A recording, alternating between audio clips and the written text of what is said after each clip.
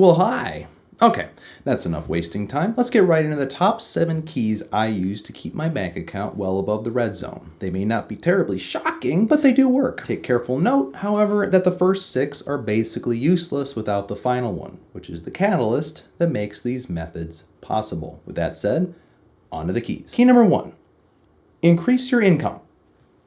Please don't be insulted. I know this is sort of a duh point, but hear me out, because there are various ways of increasing your income. At the end of the day, your bank account isn't going to increase unless something is flowing into it. Obviously, one way of making this happen is to seek out a higher paying job. I did this, and I was glad I did. Major life change? Sure. But while intimidating, this really is something that certain people need to consider. At the very least, asking for a raise should be pursued. A lot of hardworking people have no idea that management would be more than willing to work with someone seeking a raise. The reason most raises are either small or non-existent is because the employee shows no interest in one. And if an employee shows little or no interest in a raise, it tells management that he or she is good with where they are. So request a raise. The answer will probably surprise you, though you need to be prepared to take on more responsibilities, harder tasks, etc. Another way to increase your income would be a side hustle. The trouble with this, as I have discovered, is that a side hustle usually requires more time and effort than it's worth. But by all means, offer your skills on Fiverr or other freelance sites. Key number 2, decrease your expenses. Again, I apologize. I know how obvious this sounds, but hear me out. I understand that in some cases this is not possible. I get it. But consider this. According to Yahoo Finance, the average American spends $3,568 on entertainment every year. That boils down to $297 per month. This includes going to the cinema, attending a concert, phone games, lottery tickets, a Netflix subscription, etc. Imagine an extra $300 a month in your bank account. That could be yours if you cut back on these areas of discretionary spending. Obviously, giving up entertainment is not what anyone wants to do, but if you want to decrease your cash outflows, sacrifices will need to be made. There is no way around that. And trust me, not only can you survive without all the things I just listed, but cutting back on them will free up time that you would be able to channel into a side hustle. Literally, this is a 2-for-1. Increase income, decrease expenses. You're welcome. Key number 3, reduce your debt. Also not exactly earth-shattering, and I'm mostly excluding mortgages here because that is more long-term in nature, and the interest rates are not devastating. I'm talking about credit card, vehicle, and student loan debt to some degree. If you have any of this wealth-sapping quicksand, I recommend dealing with it immediately. Don't put it off. Interest expense, otherwise known as the cost of borrowing, will forever keep your bank account near rock bottom. Now, specifically, let's get into credit card debt, because it is by far the worst of the debt categories I just mentioned. Credit cards have high interest rates.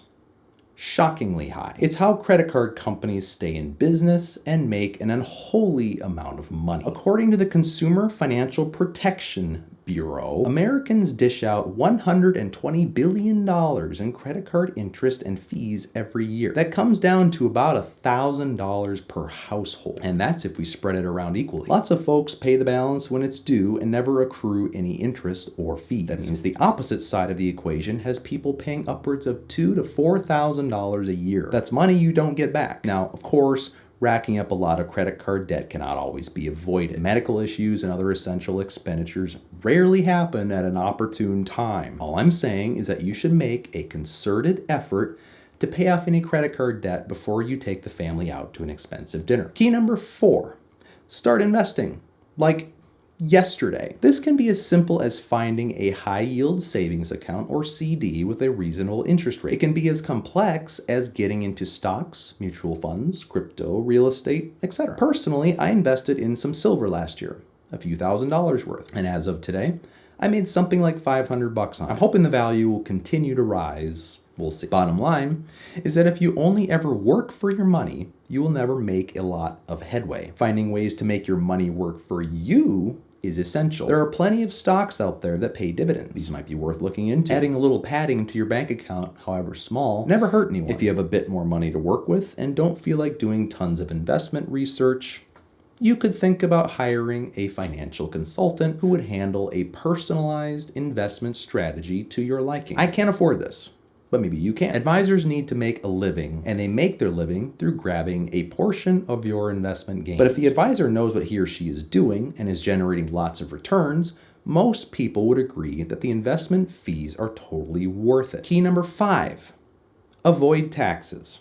Obviously, this needs to be done legally. I would never advocate for tax evasion. That said, the world of tax provides for a lot of potential savings. And as they say, a dollar saved is a dollar earned. Look into tax-advantaged individual retirement accounts and health savings accounts.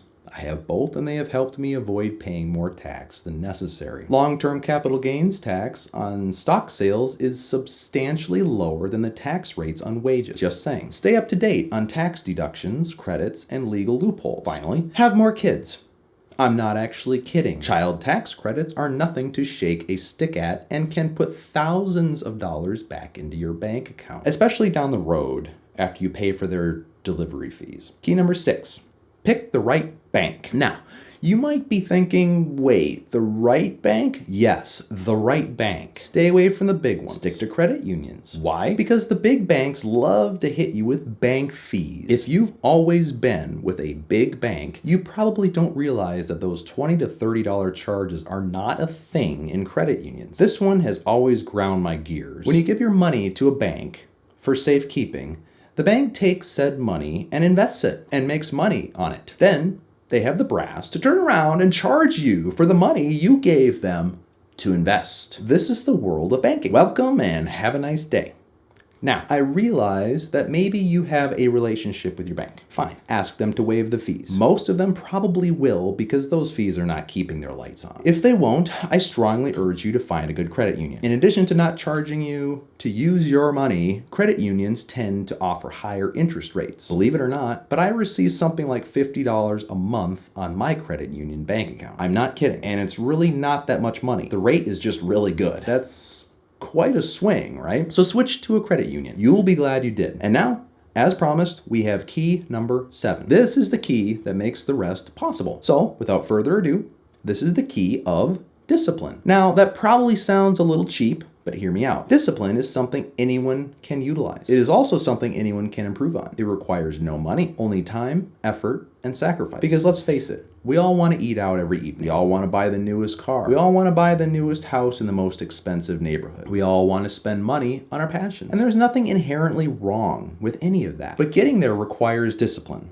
patience, and sacrifice. Sacrifice what, you might ask? Well, all of those things until your finances are such that purchasing them does not leave you in the poorhouse. That and many of the other points I mentioned. You will need to sacrifice time, leisure activities, and parties. You will need to sacrifice the thrill of buying a lottery ticket. Let's be honest here. You're just throwing your money away. You will need to sacrifice your love of staying up late and sleeping in. You will need to sacrifice Netflix, buying fancy boats, skydiving. But what will you get from making all these sacrifices? Well, remain disciplined long enough and you will be able to afford them without worrying about how low your bank account has plummeted. Remain disciplined long enough and you will have no debt, lots of income, minimal discretionary expenses, and a winner's lifestyle. Honestly, sound good?